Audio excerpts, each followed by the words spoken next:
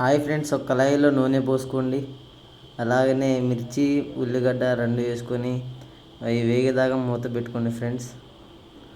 మూత తీసి మంచిగా ఇట్లా వేగినాయి చూసారా ఫ్రెండ్స్, అంతసేపు ఉంచండి ఫ్రెండ్స్. అలాగా మళ్ళీ మూత పెట్టుకొని మళ్ళీ తీసి తిప్పండి ఫ్రెండ్స్. అలాగనే తిప్పిన తర్వాతకి మటన్ వేసుకోండి ఫ్రెండ్స్. మటన్ వేసుకున్న తర్వాతకి మళ్ళీ తిప్పండి ఫ్రెండ్స్. మళ్ళీ మూత పెట్టుకోండి ఫ్రెండ్స్. మళ్ళీ మూత తీసి మంచిగా ఉడికిందా లేదా అని చూసుకోండి ఫ్రెండ్స్. మళ్ళీ మూత పెట్టుకోండి ఫ్రెండ్స్. ఇలా ఉడికిన తర్వాతకి మళ్ళీ తిప్పుకోండి ఫ్రెండ్స్. అట్లా తిప్పుకున్న తర్వాతకి కొంచెం వాటర్ పోసుకోండి ఫ్రెండ్స్. వాటర్ పోసుకొని మళ్ళీ మూత పెట్టుకోండి ఫ్రెండ్స్. మూత తీసి మంచిగా ఉడికిందా లేదా అని చూసుకోండి. మళ్ళీ మూత పెట్టేయండి ఫ్రెండ్స్. ఇట్లా నీళ్ళు మొత్తం అంటే మగ్గిపోయిన వరకు ఉంచండి ఫ్రెండ్స్.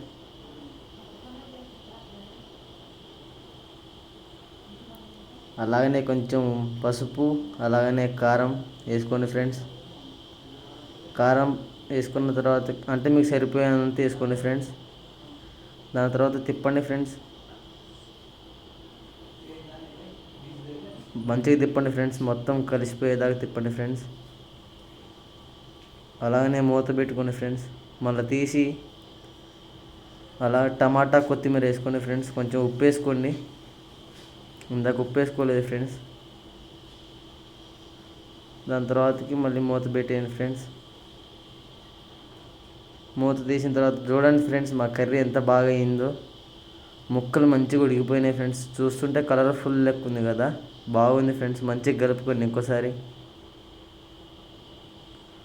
టేస్ట్ కూడా బాగుంది ఫ్రెండ్స్, తిని చూసాం.